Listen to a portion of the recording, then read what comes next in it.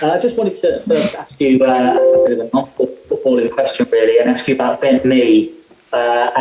He's been obviously doing a lot of media work this week talking about premature birth. How proud are you as a club of what he's doing at the moment? Yeah, I mean, he went through a really tough spell. His family went through a really tough spell, I should say.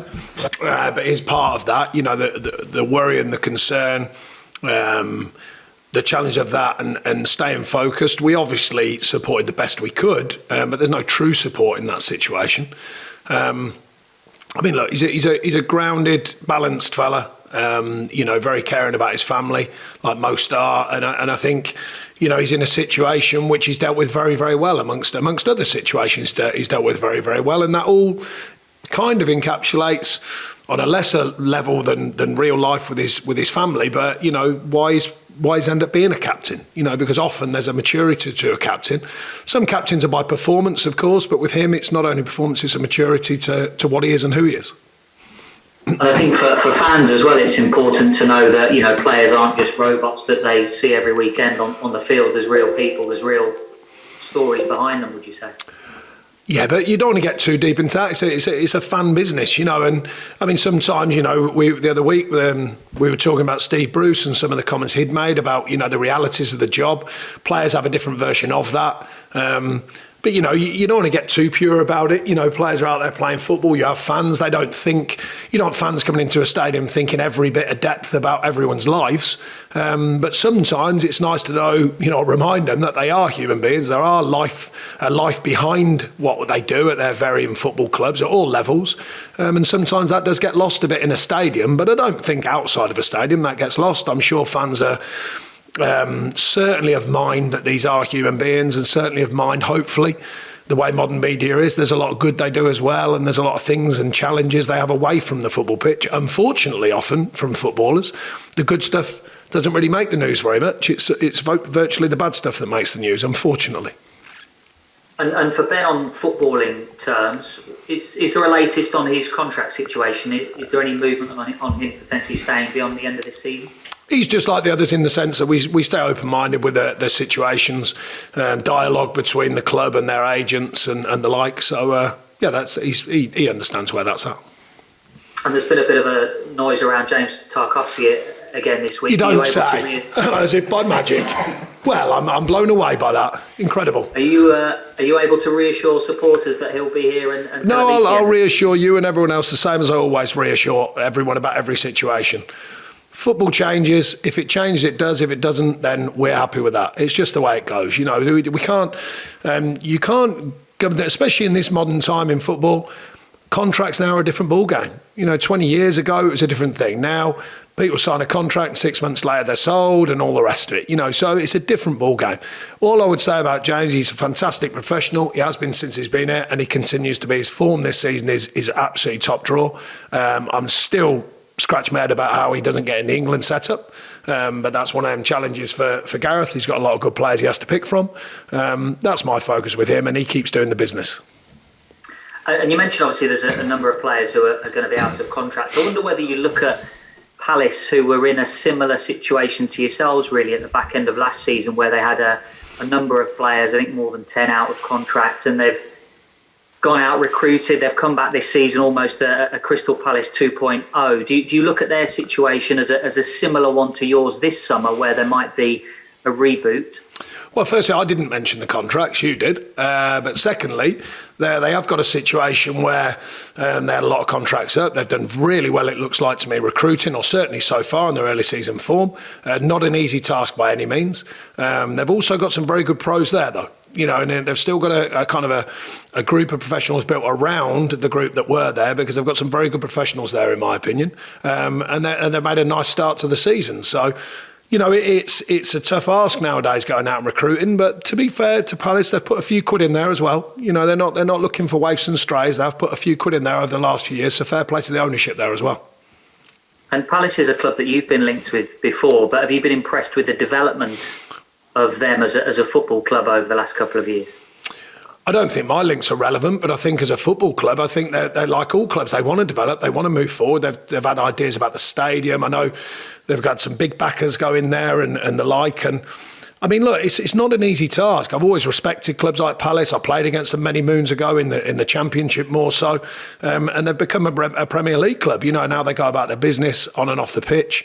It looks to me like a really good club, good support as well. It's a good rounded situation. It's different to ourselves, but similar in the sense that I think there's a respect there for clubs like Crystal Palace. And in the last international break, I mean, we're in a position again that you've probably answered this question before, but another two managers have lost their jobs at Norwich and Villa over the international break, and it means that Burnley are the only club in the bottom five that haven't changed their manager this season. I mean, what does that say about perhaps the decision makers in football, and are you the perfect example of what can happen if you stick with a manager? I don't think I'm the perfect example. I think the ownership and then the change of ownership have stood by me in different ways. Different clubs have different formats. Different clubs have different beliefs in what they should be doing. One of the managers, don't forget, has gone straight back in Dean Smith. What I will say, the view of management has changed from the media, because Dean, I think, after the beginning of the season was being lauded, and 5 games later he's out, and then he's into another club. So that's an interesting one for me. The short-termism of the media view, how he's playing amazing stuff and doing brilliantly, and then 5 games later he's off. So that, aligned with the realities of football management, it's very tough. Maybe because of my years in service, the ownership have built a way of working with me and the way I work with the club that they've been happy with. It might be that. The obvious one, though, I mean, my life here is not a never-ending story. I've said many, many times, you've got to win games. We're getting back to somewhere where we think we can be. But I've had spells here when I've been questioned from the fans. Not very often, but there has been questions. This season, there will have been, definitely. The only way to change the question is by winning games. Eventually all managers know the way it works. You have to win games, or you have to win enough games, of course, to be deemed whatever the club decided a success. Some clubs it's very, very, very difficult, including our own. Others it's easier just to win games, but their challenge is different, of course. If you're at the top 6, it's not just about winning games. It's about, can you get into Europe? Can you go into the top slots? Can you win the league? Etc., etc. Everyone in the Premier League has a different challenge. Every board, chief exec, technical director will have a view of what they think their challenge and realities are. Sometimes the realities are there and we all agree with it. Sometimes the weird world of football, the realities get thrown out the window and everyone scratches their head. That's just the way football is. And just finally from me, the team news for this weekend, has everyone come back from internationals okay? Yeah, we're getting back to full strength, and Dale Steens has been out on the grass. He's had another reserve game, and he's not there yet, but he's getting back to real fitness as well. Barnes has got a little niggle, so we'll have a look at him. Maxwell was a longer journey, so he's back into it later today, ready for tomorrow. So pretty much we're okay. Chris Wood's come back okay? Yeah, he has, yeah. And Lennon recovered from illness? Yeah, he's good, yeah. Lovely, great. Good luck this weekend. Thank you.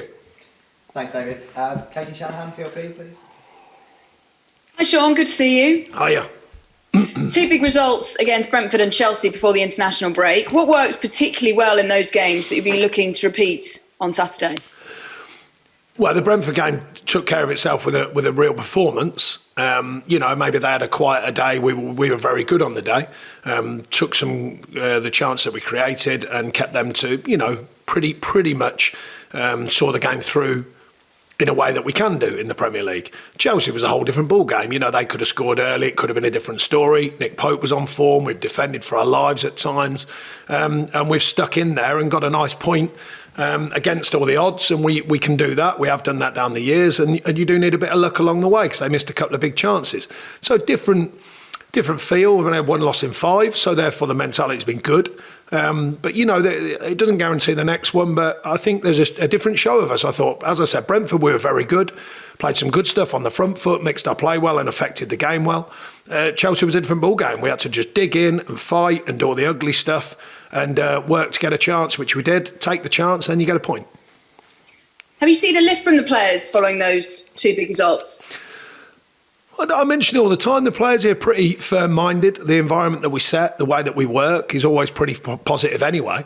But what it does, it enhances the fact that they are putting the work in during the week. They are putting the shift into the games. And when you get them wins, it just reinforces that if you do it right enough, it pays you back. So that's what you're looking for. You know, you're looking for the consistency of performance on a daily basis, as in training and prep, and then you're looking for the consistency within performances to go and win. And I said all along, I don't think we've been far away, but the league table doesn't bother with the details of whether you're far away. The league table only bothers, did you win and did you get points? So that's the way it goes. Vieira has been at Palace for 5 months now and guided them to a 6-match unbeaten run. What do you think he's changed since coming in to help Palace's form this season? Well, along with the recruitment, I think it looks to me just trying to bring that new manager edge, you know, a little bit more maybe on the front foot at times, still trying to pass, still trying to play. A couple of players who are maybe quieter in their performance level are beginning to show signs. So, and the newness of new players going in. But I don't know him that well. I met him recently, actually, by chance. And I did remind him, enjoy it now, because it doesn't last forever. I did say that to him, because I've been down that road. But, you know, at the end of the day, he'll be trying to get his point across to the players. I don't think he's naive. I think he's been around the game long enough to know the challenge of the Premier League. So I'm sure he doesn't think they're the real deal and they're a done deal or anything like that. I'm sure he'll know that he's got to keep working with them players to keep them going. And finally from me, Burnley have won their last 3 matches against Palace without conceding. So what do you want to see from your players this weekend to repeat that same success? Just a building process of the performances we've had this pre-season. This pre-season and in the season. Continue to add the layers of detail, continue to get on the right side of the margins. You know, we're always aware of the opposition. I mention it all the time. Like most teams, by the way, we all analyse the opposition, have the stats, the facts, but it still comes down to you performing. And I enhance that to the players all the time. We've not been far away. We're very, very strong against Brentford. We'll have to do that again against a good side in Palace. And that's just the nature of the league. Thanks, Sean. Good luck this weekend. Thank you. Thanks, Katie. Dan Jewell, Radio Lancs. Hello, good afternoon. Hi, Beardy. How are you? You're looking particularly Deliverance-like in that shirt. If the cap fits. It's a fair one, and that'd be a big cap. I'm not trying, yeah, well, it's got all that to cover, hasn't it? I don't even try and argue back on points of my appearance. It's a valid point. There's no point. It's a losing battle. Correct. I just want to talk about the Palace stuff a little bit. You mentioned Patrick Vieira there and the changes.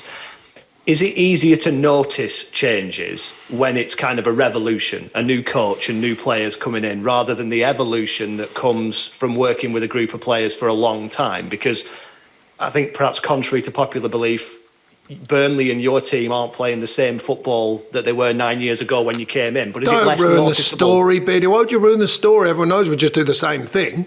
Goodness me, why would you ruin the illusion? No, look, I think Patrick will have enough respect for Roy and the job he'd done there, especially, you know, people forget when Roy went in there to stabilise and calm things, did that. Probably looking like most managers do at what they've got and then the new recruitment and how they can add to it, and looking to format his style and the way they can work and the way they can play. They've had a good start, it seems to me. The longevity is the key. You know, teams can have good periods of a season in the Premier League. It's either prolonging the good period or not being damaged by the bit when it doesn't go so well. Because clubs, unless you're in the top 6, and even they have some sticky spells, by the way, relative to, you know, what people think. Excuse me. Everyone outside of that, certainly top 8, are likely to have a period of the season that doesn't work so well for them. So the measure of a team is not always the bit when they're going well, it's the bit when they're not going so well. So I think that'll be, I would imagine anyway, at the back of Patrick's mind. I'm sure he thinks they're going well at the minute. I'm sure he's enjoying the fact they're doing some of the things that he wants them to do. I would be very surprised if he's naive enough to think that just, you know, controls the rest of the season for them. It might do, but I think there's plenty of challenges in the Premier League that remind you of the truth of it, and I certainly know that. I've worn that T-shirt a number of times. I suppose we can joke about the perception being that you always do the same thing and play the same system and pick the same team and all that stuff. Seriously speaking, though, do you think the changes you have made over the years have been quite subtle and therefore don't get noticed that much as obviously a new manager coming in and a kind of clean sweep and a new broom sweeps clean? Yeah, I do, because the when you think about most football situations, if you want to complete remodel, it costs a lot of money. I mean, you know, Patrick and Palace are an example of doing some really good work and recruiting well, it seems. But they have recruited, it's not buying players out of the Championship for a couple of million quid. They've actually put their money in and said, right, okay, we need some of these players to be ones that we consider to almost be up and running. And it's still early yet to formulate that side. In our experience, it's been more of just nipping away at it and adding to it and trying to continue growing. And some of the players give you a different look, don't forget. I mean, I think it's fair, funnily enough. We were chatting about this just the other day with someone in football.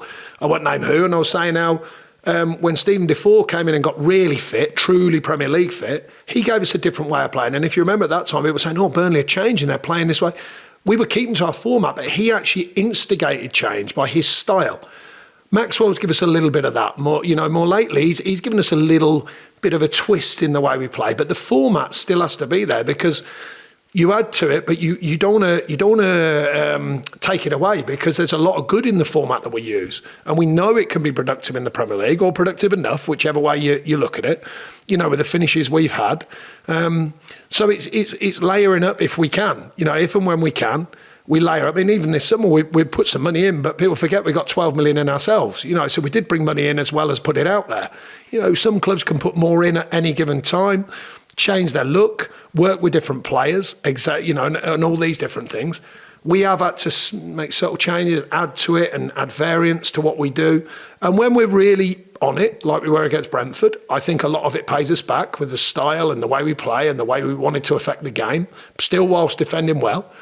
And when it's not quite there, that can happen to many teams, then it's not, where you need it to be. And that's the challenge. The adding to what you do, changing the style, but keeping with the essentials of what you do and still winning games. It's the conundrum that every manager is under, whatever style or whatever format, whatever players they've got. Everyone's trying to do a version of that. When you've had an international break, and you've had plenty in your time as Burnley manager, of course, is it difficult to manage the individuals who've all been to different places and all had different workloads in games? And is it very much a sort of case-by-case basis as they come back? Oh, it depends how many players you have away, but often, you get that idea where, the media sometimes kind of say, they've got a chance now to work with the players. And you go, no, we haven't, because they're not even there. Half the team's not even there. So you get like 1.5 days before the next game, 2 days. Sometimes if the fixtures fall better, maybe 3 days, So the challenge is you want your players out there with international recognition. I certainly do. I think it's a great thing for them to have. And they come back and you want them back as quickly as you can and you want them back in one piece. When that happens and the equation works well and they enjoy their time playing and then they come back, sometimes the game formats are helpful because they're earlier in the schedule and they get back maybe a Tuesday or certainly by a Thursday. Then at least you've got a couple of days to remind them of what you do, look at the opposition, etc., etc. It's the challenges of it. The windows and how they work. There's always a challenge to getting your players back and mainly in one piece, ready to go again.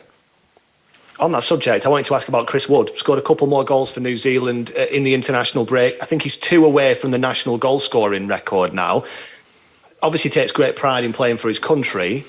Can that help him when he comes back? Can that help him with the Premier League and with performing and scoring goals for you? We'll see. At different level they play at some of the games, not all. There's some real big challenges when these players go away. Others are not such a big challenge. So, I don't think, for example, I'd be surprised if it was much use other than a little edge of belief. When England go to San Marino, I don't think them players will be coming back saying, well, look, I'm just going to rip it across the Premier League because we've just beat San Marino. So, there's a balance to these games. In our case, when it's Chris Wood, you're just looking at the fact you like the fact he scored, of course. He likes the fact he's scoring as well. Whatever country you play for, any record is fantastic and recognised. Big Wayne's approaching 100 caps. Amazing. That sort of stuff. I was just talking to him today about it. Amazing. That sort of thing. So if these players can get involved with their countries and add to not just the moment of playing, but any kind of records or any kind of way they're recognised, then fair play to them. That's all good for them and it's all good for us. And on the bigger picture of the Premier League, Sean, announcement today that there's going to be more money put in by the Premier League into Leagues 1 and League 2 and the National League system as well because of the impact of the pandemic. You've not only played in the Football League, you've recruited from there, and a lot of your players have got a background maybe in academies at lower division clubs. A lot of things are said about the Premier League in a negative respect. how important is it that stuff like this happens and the kind of positive impact of helping those clubs out comes to the fore? Well, I don't think I'm overly concerned with any negative view of the Premier League. I think there's a lot of positives as well. I think people have known there's a lot of money comes into the Premier League, but they have over the years tried to distribute. There's always a question of how much and where. But during the pandemic, we're all saying, would it change? Would it shift the thinking? Well, it seems to me they've at least gone, right, OK, we'll add to the support package, which I think is great. Like you say, I haven't lost sight of my roots and where I started. Well, my second club being Chesterfield and where they were, so I haven't lost sight of that. So that's good. I don't think they've ever shied away from trying to support football. There is a demand from the top clubs for more and to add to their revenue streams to keep their products going. But for the good of the game, then any money that can be available for clubs outside of the Premier League, then that's got to be good. It's got to be healthy for the game. And I must say, I remember the pandemic, hopefully it's gone forever now, but when it was really in its, early stage of football and they were saying about clubs going out of business, I remember saying, I said, you know what, football clubs are an amazing, resilient machine almost. If you look at businesses across the world and how they collapse, football finds a way. It's incredible. The history of some of these clubs and the problems and the finances, and when they're, maybe, I don't know, misrun or things go wrong, they find a way, and football does find its way. When you look at it in the world of industry and business, it's incredible.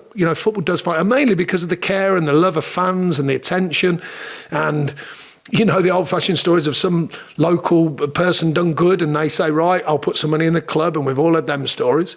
One here many moons ago, Barry Kilby, a club was really struggling, and he said, right, I've made a couple of quid, I'm going to go and help out. And Brendan Flood and all these people down the years have played their part, amongst others, by the way. It's amazing what football can do. But if you can help it and add to it with real finance from the powers that be, then that's got to only aid some of these clubs and how they can move forward. And hopefully, as you rightly said, with my past in the leagues, across them, then hopefully that will be the case, and they remain in good shape, and they can only build now on hopefully everyone around the world, being well and people being in stadiums and fulfilling what fans want to do, and that's go and watch their local club be successful. Thank you very much. Pleasure. Thanks, Dan. We'll move to Mark Staniforth and we'll move into the embargo section. Hi, Sean. Just going back to the international break, I just wondered how much you're also conscious of dealing with the potential sort of psychological repercussions. I'm thinking, for example, Maxwell, and obviously he suffered a big blow with Ivory Coast not qualifying. Are you conscious of managing players in terms of perhaps coming back with disappointments?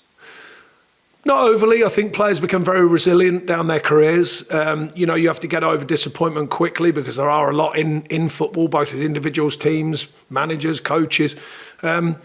I think you become very resilient. So, things that happen, as long as you've played your bit and you've played well and you've put every effort in, then you're clear and you just think, right, okay, what's the next challenge? And I think most players think like that. Underneath it all, I'm sure there'll be disappointment, but it doesn't linger too long. It certainly doesn't linger here very long. We try and park things very quickly, make sense of them by all means, but then park it very quickly because the next one comes around quickly. We were talking to Josh Brownhill earlier about that must have been fun. The slightly different pressure on a game like a home game against Palace, especially with the raised external expectations, perhaps after the Chelsea result. Do you recognise that it's a very different approach, or to what extent is it different? It's not different for me.